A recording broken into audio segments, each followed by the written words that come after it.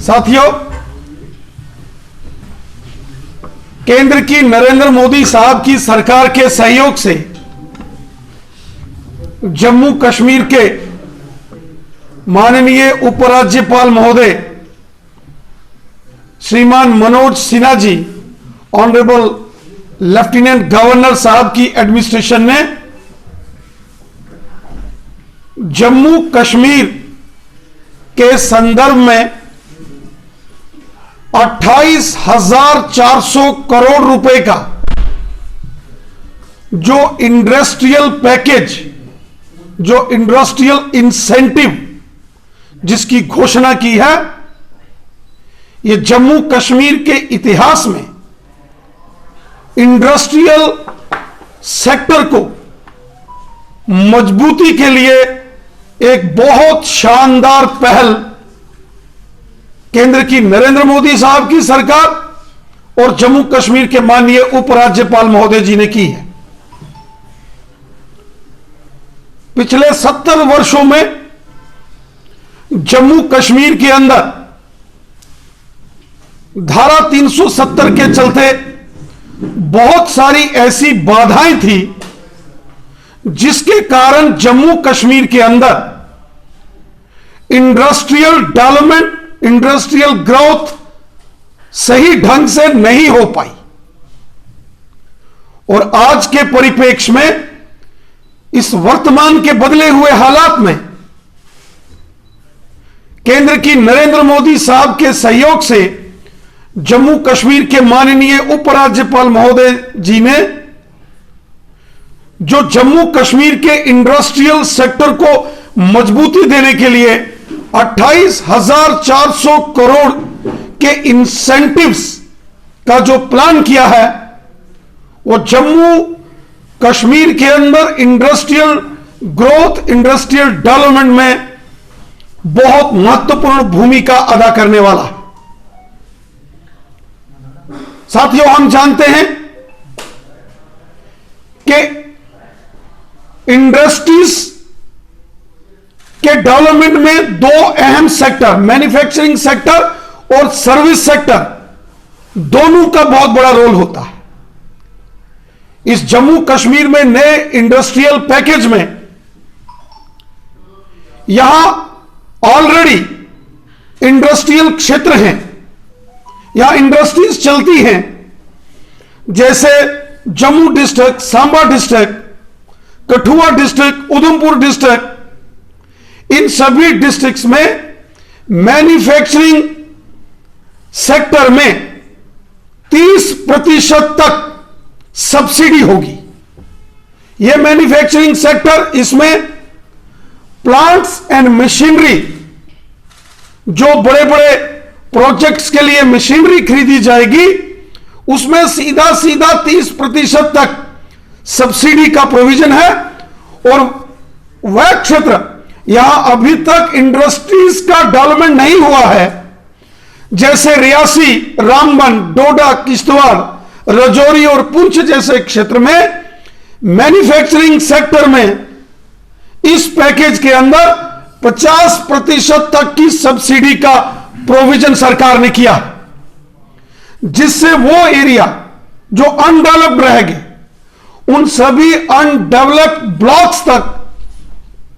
जो है इंडस्ट्रीज को बढ़ावा देने का सरकार का एक शानदार प्रयास है।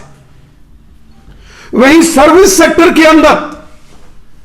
जहां कहीं भी सब्सिडी नहीं दी गई, इस पैकेज के अंदर मैन्युफैक्चरिंग सेक्टर के साथ साथ सर्विस सेक्टर में भी सब्सिडी का प्रोविजन करके सरकार ने बहुत महत्वपूर्ण पहल की है। जम्मू कश्मीर के इस इंडस्ट्रियल पैकेज में सबसे बड़ी देन जो फुल जीएसटी रीएम्बर्समेंट है, वो जीएसटी के तहत खरीदे जाने वाले सामान पर फुल रीइंबर्समेंट से भी हमारी जो इंडस्ट्री है, जो हमारे इन्वेस्टर्स हैं, वो खुशी खुशी जम्मू कश्मीर के अंदर इंडस्ट्रियल यूनिट्स को बढ़ाएंगे, यहां काम करेंगे। साथियों, हमने देखा कि हमारे जम्मू कश्मीर में कभी भी इंडस्ट्रीज की तरफ बहुत ध्यान नहीं दिया गया, लेकिन हमारे honourable lieutenant governor Shri Manoj Sinha ji और केंद्र की नरेंद्र मोदी साहब की सरकार की यह प्राथमिकता रही है कि जम्मू कश्मीर आर्थिक दृष्टि से अपने पांव पर खड़ा हो, अपने दम पर यहां आर्थिक रिसोर्सेस डेवलप किए जाएं। इस इंडस्ट्रियल पैकेज में जो कैपिटल लोन है, उस कैपिटल लोन में अगर कोई बड़े प्रोजेक्ट के लिए कोई स्टेट बैंक ऑफ इंडिया से लोन लेता है या कोई जम्मू कश्मीर बैंक से, पंजाब नेशनल बैंक से अगर कोई इन्वेस्टर लोन लेता है, अगर उसका उस लोन का हिस्सा 10, उस जो लोन जो बैंक से लेगा उसका इंटरेस्ट अगर 10% है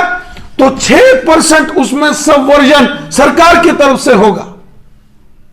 यह बहुत महत्वपूर्ण कदम इस इंडस्ट्रियल पैकेज के अंदर है। वहीं जो वर्किंग कैपिटल लोन है, अगर कोई बड़ा इन्वेस्टर अगर इस पैकेज के तहत, इस इंसेंटिव स्कीम के तहत अगर कोई अपना यूनिट लगाता है और वर्किंग कैपिटल लोन के तहत वो लोन लेता है, तो उसको भी 3% सबवर्जन जो है वो मिलेगा। इस सारे पैकेज से जो सबसे महत्वपूर्ण चीज है, इस इंडस्ट्रियल पैकेज जो 28,400 करोड़ रुपए का जो प्रावधान किए गए हैं, इनमें 5 लाख नौजवानों को डायरेक्ट या इनडायरेक्ट रोजगार मिलेगा। जम्मू कश्मीर के पढ़े लिखे नौजवान, तेज तर्रार नौजवान, जो जिनके पास एम्प्लॉयमेंट नहीं है, उनको इस पैकेज से बहुत बड़ा लाभ